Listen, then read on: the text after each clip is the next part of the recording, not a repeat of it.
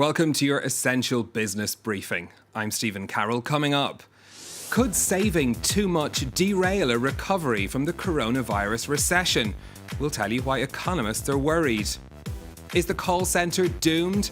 A leader in chatbot technology tells us how his business has boomed during the pandemic. Plus, the French company that's rewarding workers with a 4-day week after a jump in business during the lockdown. First up though, can we as individuals help to lift the global economy out of recession?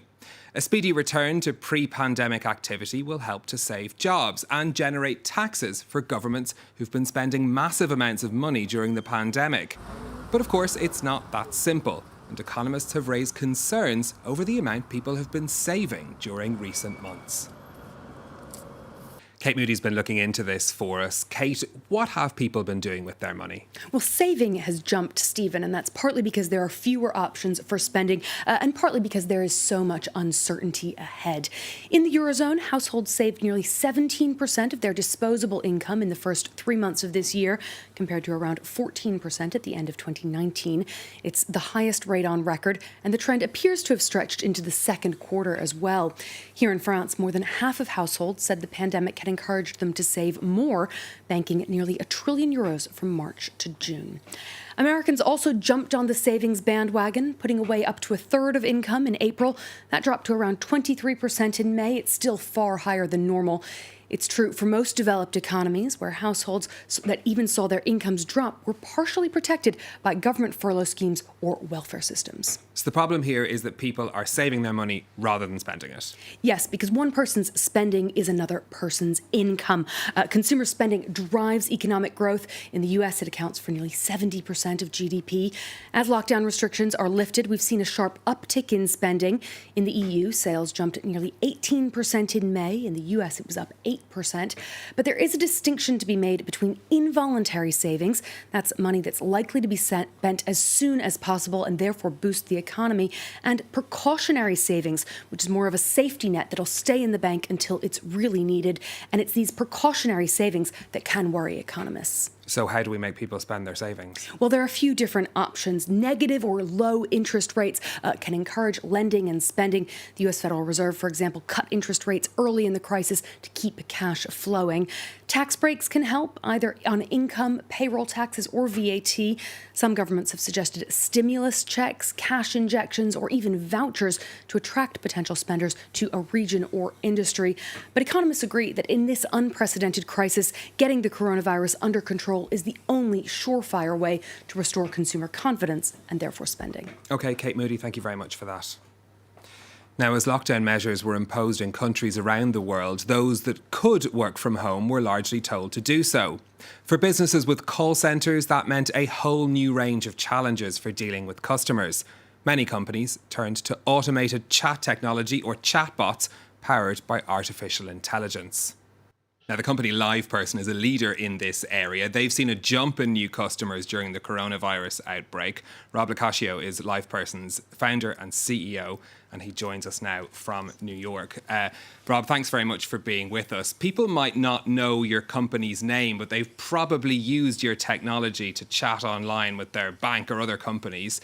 Explain to us what's happened in the demand side for your business since the outbreak of the virus. Yeah, so what happened was, and many of you probably experienced this, basically call center agents normally are together in these buildings and 3 feet apart. And basically during COVID, they all had to go home. And what happened during that time is a lot of them, never came back online to handle voice calls. And we've always said voice calls is such an antiquated, old way of doing customer care. And if we're living in this world of digital, why not have this digital experience through messaging, like you message your friends and families, communicating with bots and automations. And so what happened was once they went home, a lot of them couldn't handle a call in their home, especially if they're in the Philippines or India. A lot of them, they don't have broadband connection. And that's where there's a lot of contact centers. So basically, there was a radical shift to messaging and automation and bots.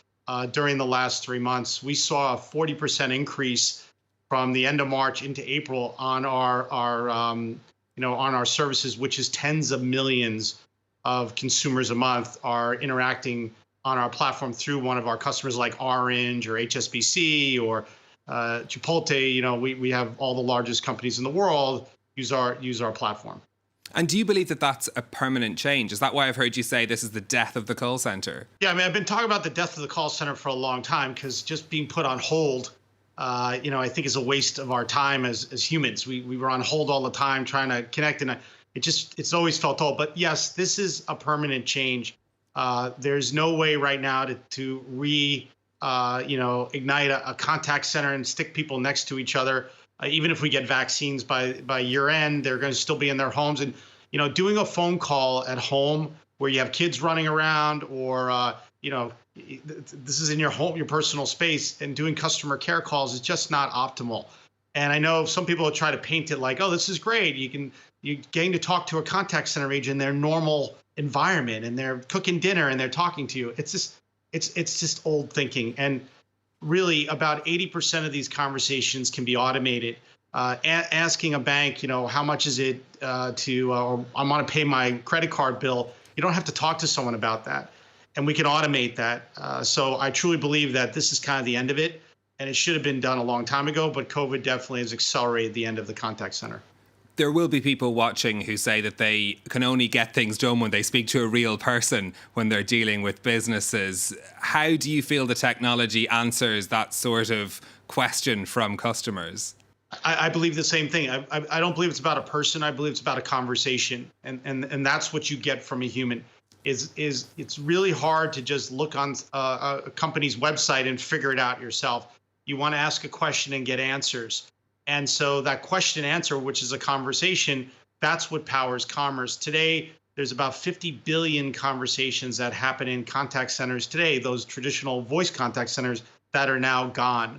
And so those conversations have to move to a digital platform. And the easiest way is messaging. You message your friends and family. You message, you go about your day. It's what we call asynchronous. It's you message and you're not sitting on hold, and you're doing things and you're multitasking. And that's the optimal consumer experience. That's what we see. But these conversations will be still with live people, or how much of that is going to be automated in what your vision of the future is? Today we see about 20% of it automated. But the vision of the future, even though the name of the company is LivePerson, and I've been in this business for 20 years dealing with live agents, but I can see about 80% of conversations will end up automated, and 20% will end up with a live agent. There are about 15 million agents in the world and having jobs. So they need to shift their skill set. In some cases, we have them build the automations. Automations have to get built. Those conversations have to get built. There's going to be a massive job shift in a live agent doing voice calls and live interactions to, I'm a bot builder. I'm creating bots. And we've done this with a group of agents in the Dominican Republic and all around the world. We featured that one because they've been featured in the world and people have written about them. They doubled their salaries being bot builders versus answering phone calls or doing messages and chats. So there's a progress here for this group of 15 million people in the world. What about the issue of bias with this technology? Artificial intelligence has built-in biases. We know that from the way that it's programmed. Of course, the technology is evolving. But how do you work with your customers to reduce those biases? I go back to it. We found the best way to do that is put the bot building, put the automation in the hands of the customer support agents. What you find if you walk into a contact center, and now you can't, but if you did in the past, you'll see a diverse group of people. They're really the people that represent the consumers, and who are using a bank like an Orange or Zurich Financial or HSBC, whatever one of our customers. But you'll see they represent the consumers. They are the best people to build the automations. They're going to catch the bias. When you put this technology in the hands of technologists only, that's where you have the bias, because that group predominantly is a white male group of people. We know that in technology we have not done well in diversity on the core engineering side, and that's where usually AI and automation sits. So we built a tool set that really empowers the agents to be the people to create the automations. And there's many of them. As I said, there's 15 million of them. There's a large pool of them in the world. They're waiting for change. They're very, they're low paid jobs that I think can be higher paid jobs. So to reduce the bias is really to go after that agent pool. Okay, Rob LoCascio, founder and CEO of LivePerson, thank you very much for speaking to us. Another sector that did well during the lockdown was e-commerce, with more people shopping online. One French online retailer based near the city of Lyon has decided to reward its employees with a bonus of time. They'll now work 4 days a week while still receiving their full salary. Olivia Salazar Winspear has the story. Even in a global pandemic, some companies have been reaping the benefits. This online retailer specialises in high-tech products and made record profits during the lockdown in France. That's why its CEO decided to pay it forward and give his employees a 4-day working week. That is 32 hours a week for the same salary. Many of them still can't believe their luck. C'est le top, hein. Surtout vu ce qui se passe en ce moment, vu la conjoncture, pour nous c'est que du bonheur. Hein. Ça fait plaisir parce que j'ai fait beaucoup de sociétés et franchement, j'ai rarement vu des choses comme ça. Et puis je vais gagner plus, même puisque j'aurai pas de nourrice à payer, pour le mercredi du mois. Donc un jour par semaine, à la fin du mois, c'est environ 200 € quand on a plusieurs enfants, donc c'est énorme. The management believes that going down to 4 days a week will also improve the productivity of its 1,000 employees. Quand on est au téléphone et qu'on sourit, ça s'entend. Les clients, s'ils nous sentent bien, ils seront là plus nombreux. Et la boîte va gagner. C'est-à-dire que c'est un gagnant-gagnant. Les équipes vont se sentir mieux parce qu'elles vont avoir moins de temps de travail, plus de jours pour se reposer. Et au final, la boîte va gagner aussi. Et les équipes vont gagner si la boîte gagne. Donc c'est un cercle vertueux. Even the company's unions were left speechless by the news. J'aurais jamais espéré coucher ça sur un papier pour lui demander. C'est plus que ce qu'on peut demander.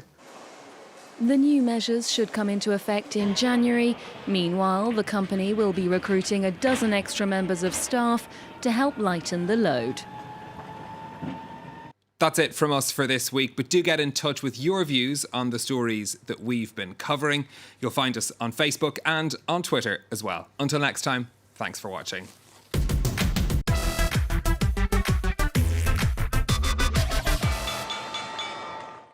When we handle first-hand information, we have always to be careful and to verify this information. The latest example that I had to treat was a hint that I got from a North American source regarding French children that are going to be brought back from Syria to France. It's a very touchy subject. So when I got in touch with French institutions that handle those issues, I wasn't able to get any final confirmation or official confirmation. So I was forced to retain the info, despite the fact that 24 hours after that, indeed, French children were brought back to France. And this is one of multiple examples where we are forced to retain information until it is confirmed or verified.